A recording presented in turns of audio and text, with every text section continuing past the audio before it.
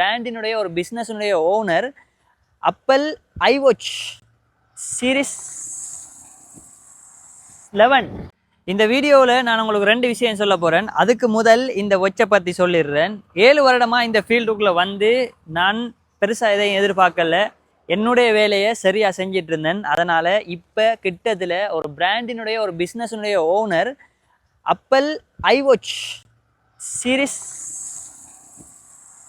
11 Apple iWatch கிட்டத்தட்ட ஒரு 1,20,000 கிட்ட பெருமதி வரும். இதை நீங்கள் கிஃப்ட் பண்ணினாரு. ஆனால் கிஃப்ட் பண்ணக்குள்ள அவர் சொன்னது என்னென்னா, இதை யார் கிஃப்ட் பண்ணின என்னன்னு சொல்லி நீங்கள் இதை பற்றி ஒரு வீடியோ போடவானா அப்படின்ட்டு சொன்னார். ஆனால் எனக்கு மனசு கேட்கல, யாருன்னு சொல்லலை. எனக்கு இப்படி ஒரு ஆள் கிஃப்ட் பண்ணார். என்ன காரணம்டா, நான் தொடர்ந்து அவங்களோட பிராண்டுக்கு வீடியோ செஞ்சிருக்கேன். நிறைய பிராண்ட்ஸுக்கு, நிறைய இடங்களுக்கு, நிறைய பிஸ்னஸுக்கு நம்ம வீடியோ செய்கிறோம். அப்போ இவர் எனக்கு இதை கிஃப்ட் பண்ணினார். இதில் நான் உங்களுக்கு சொல்ல வர என்னன்னு சொன்னால், நீங்கள் உங்களுக்கு பிடிச்ச வேலையை கன்சிஸ்டன்சியாக தொடர்ந்து சரியான எண்ணத்தோட ஏமாத்தாமல், அடுத்த ஆட்களுக்கு தீங்கு நடக்கணுமென்று நினைக்காம முடிஞ்ச அளவுக்கு நீங்கள் பொருத்தமாக உங்களோட வேலையை செஞ்சீங்கன்னா உங்களுக்கு நல்லது நடக்கும். நல்லது நினைச்சா நல்லது நடக்கும்ண்டு. இதை தவிர்த்து தெரியாமல் ஒரு வேலை ஆரம்பத்திலே சில பிழைகள் வீடியோஸில் விடுபட்டிருக்கலாம். அப்படி இல்லாமல் இப்போ பெரும்பாலும் எல்லாத்தையுமே நாங்கள் பார்த்து தான் செய்கிறோம். அடுத்தது இப்போ ஃபுட் ரிவ்யூஸ்லையும் பெரும்பாலும் இந்த டேஸ்ட்டை பற்றி கதைக்க போகிறதில்ல. ஏன்னு சொன்னால் ஃபுட் ரிவ்யூன்னு சொல்கிறது நிறைய பேர் ஒவ்வொருத்தருக்கு ஒவ்வொரு டேஸ்ட் இருக்குது அப்படின்னு சொல்கிற காரணத்தினால, அதனால் நான் டேஸ்ட்டை பற்றி சொல்ல போகிறல, இந்த கடையில் இது இருக்குது அப்படின்னு சொல்கிறது தான் சொல்கிறேன். பெரும்பாலும் இப்போ ஃபுட் ரிவ்யூஸ் செய்கிறதும் குறைவு. அடுத்தது சில வீடியோஸை எடுத்துட்டு போடாமல் விட்ட சம்பவங்களும் இருக்குது. அந்த தெரிஞ்ச ரெஸ்டாரண்ட் ஓனர்ஸுக்கு அது தெரியும். நான் அதை வெளிப்படுத்தவும் இல்லை. இப்படி ஒரு சப்ஜெக்ட் இருக்குது. 7 மாத வரைக்கும் போக போக அனுபவங்கள் கிடைக்க மத்தாக்களுக்கு அநியாயம் நடக்காமல் நம்மளோட இந்த இன்ஃப்ளூயன்சிங் ஃபீல்டு இருக்கணும் அப்படின்னு சொல்லி நாங்கள் எண்ணித்தான் நடந்துட்டு போகிறேன். நல்லதை நினைச்சா நல்லதை நடக்கும்ன்றதுல இந்த ஒரு கிஃப்ட்டும் எனக்கு கிஃப்டாக கிடைச்சிச்சு. இந்த ஒரு வாட்சிங் கிஃப்டாக கிடைச்சிருக்கு. இதை நீங்கள் யாருன்னு கெஸ் பண்ணலாம். ஆனால் நீங்கள் கெஸ் பண்ணுற ஆள் இல்லை, இது தந்தது இது வேற ஒரு ஆள். அவர் சொல்ல வேணாம் அப்படின்னு சொல்லிட்டாரு.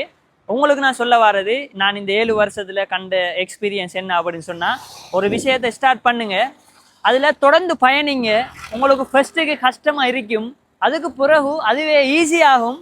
அது ஈஸியாகும் எந்த அளவுக்குன்னு சொன்னால், உங்களுக்கு அதை செஞ்சு கொள்ள இல்லாத அளவுக்கு உங்களுக்கு ஒரு ஓடஸாக இருந்தாலும் சரி, இல்லாட்டி உங்களோட அந்த பிஸ்னஸ் கடுமையாக டெவலப் ஆகிட்டு போகும். அதுக்கப்புறம் நீங்கள் வேறு ஆட்களை போட்டு மேனேஜ் பண்ணுற அளவுக்கு இதாக போகும்.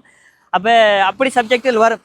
சரி, ஏதோ ஒரு நல்ல மெசேஜ் உங்களுக்கு கிடைச்சிருக்குமே நினைக்கிறேன். நான் நிறைய கஷ்டப்பட்டிருக்கேன். அடுத்தது இந்த ஒச்சையும் நான் நினச்சி பார்த்ததில்லை. இதை நம்ம காசு கொடுத்து வாங்கணும், இதெல்லாம் இருக்குன்னு தெரியும், காசு கொடுத்து வாங்கணும், ஒரு நாளைக்கு வாங்கணும் அப்படி நினைச்சது இல்லை. என்ன சொன்னால், இது எனக்கு ஒரு ஆடம்பரம் மாதிரி. ஐஃபோன் வாங்கியிருக்கேன், அது ஒரு வீடியோவுக்கு தேவை அப்படின்றதுக்காண்டி வாங்கியிருக்கேன், 17 Pro Max. அப்போ எங்களோட கேமராமேன் எடிட்டர் இந்தாத்திட்டையும் அது ஐஃபோன் இருக்குது. அதுவும் எங்களுக்கு தேவைக்காண்டி தான் வாங்கியிருக்கோம். ஆடம்பரமாக இதையும் வாங்க நினைக்கிறல்ல. இது எனக்கு ஆடம்பரமாக தோணுச்சு, ஆனால் வாங்கலை. இறைவன் எனக்கு இதை கொண்டு வந்து சேர்க்கணும்னு நினைச்சிருக்கேன்.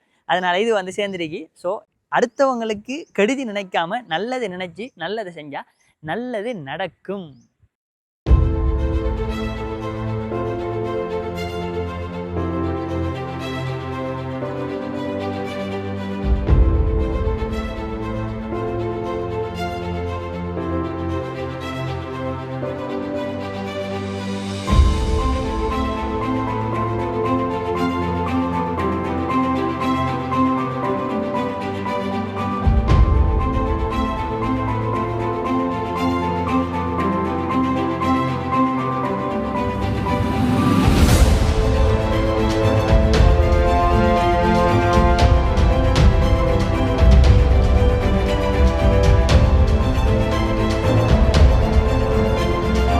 அடுத்தவங்களுக்கு கெடுதி நினைக்காம நல்லதை நினைச்சு நல்லதை செஞ்சா நல்லது நடக்கும்.